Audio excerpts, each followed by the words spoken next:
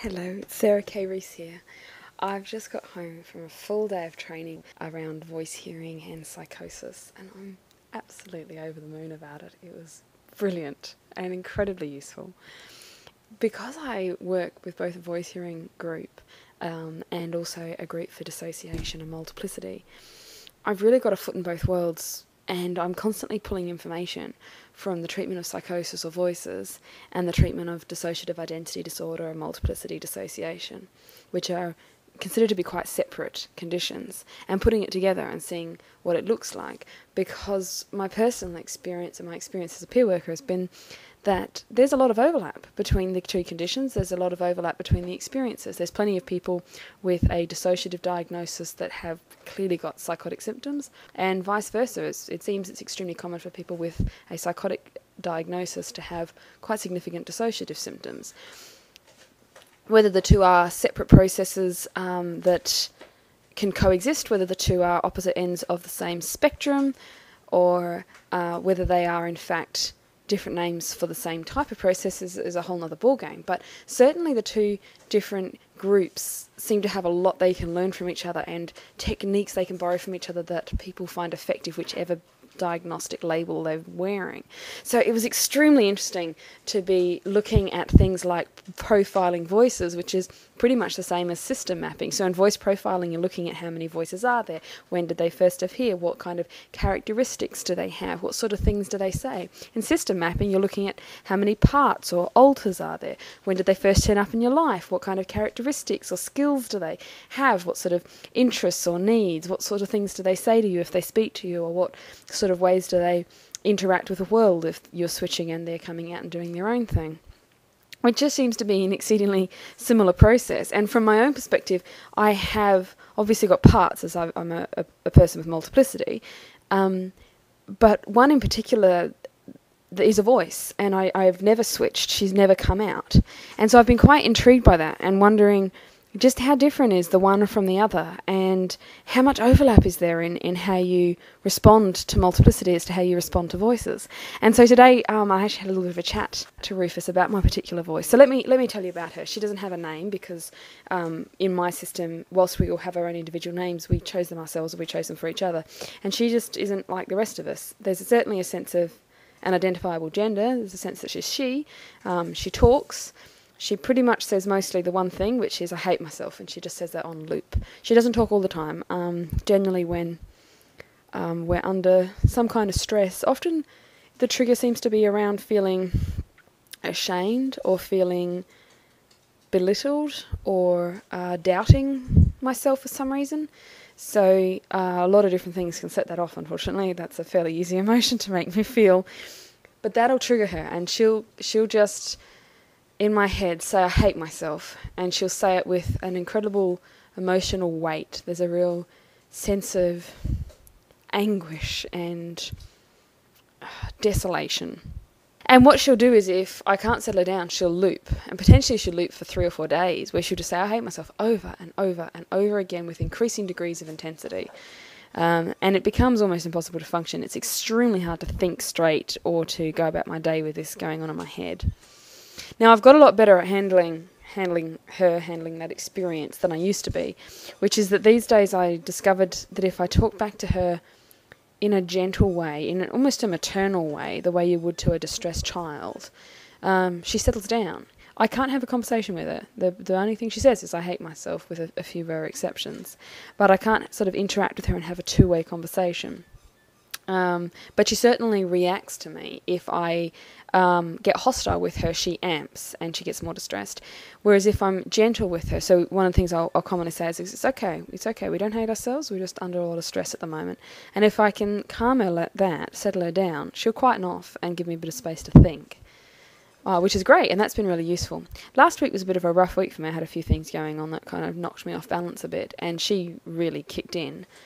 And the person that was out at that point, the member of my system, was a bit more assertive in their approach, and they got a bit fed up with her and sort of went, okay, well we've been all brilliantly accepting, and we've done the standard voice hearing thing, and we've got to the point where we know how to sort of settle her down. But do we really seriously have to live with this for the rest of our lives? Because this sucks. It's not fair that every time we come through some kind of major external stress, the internal stress kicks up and attacks us from inside as well. And although she's not attacking us, she doesn't say I hate you, she says I hate myself.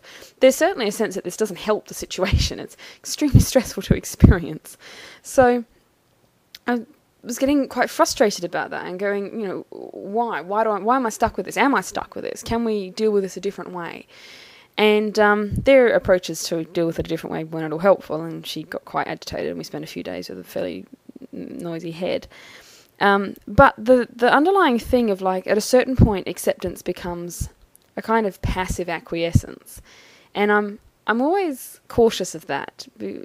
Taken too far, I think the idea is harmful, where you just sort of accept the status quo and this is your life and you're stuck with it. And I think there's certainly a massive upside, which was that not wrestling, not fighting with her, not getting angry with her, not yelling back at her or becoming equally as distressed as she was. That's, the acceptance from the point of view of going, well, hey, I've got a voice, she occasionally drives me nuts, it'll be all right. That's been very helpful. But I also sort of felt that at a certain point I've got a bit stuck there, and I don't want to be stuck there. I'd actually like to make some progress. I'd like to not feel that way. I'd like to settle that voice down. I'd like to work out what the hell drives it.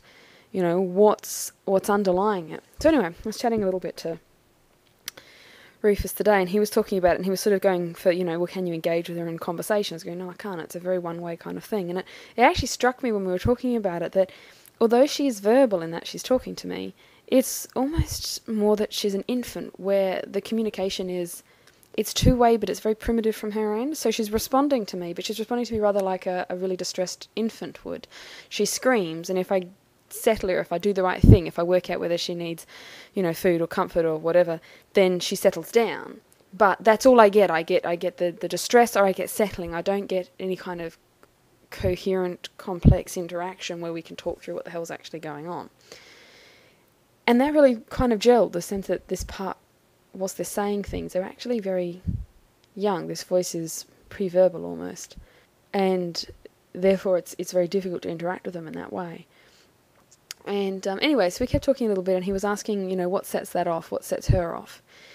And we had this conversation about the kinds of incidents in my life that will trigger her, the kinds of interactions with other people that will trigger her. And he was saying, well, can you role-play those people? Can you role-play what it is about them and the way they treat you that sets this voice off?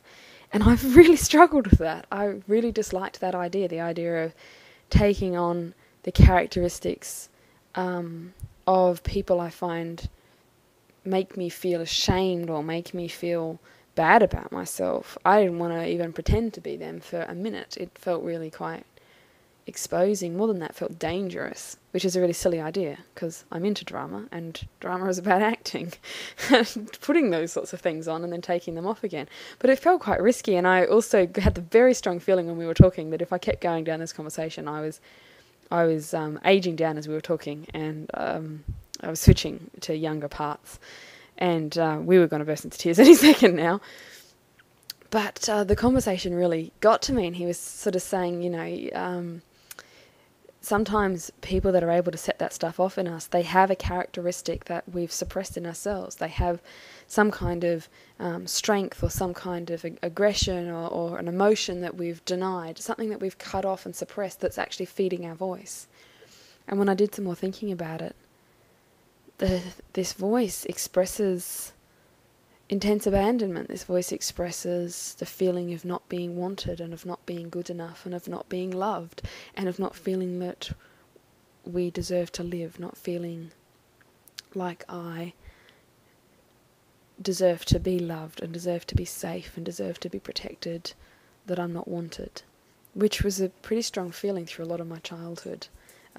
That's not to say that that was accurate, but that was how I felt quite a lot of the time, and I really struggled with that feeling. I felt very isolated, and I felt very afraid of that I wasn't wanted and I wasn't loved.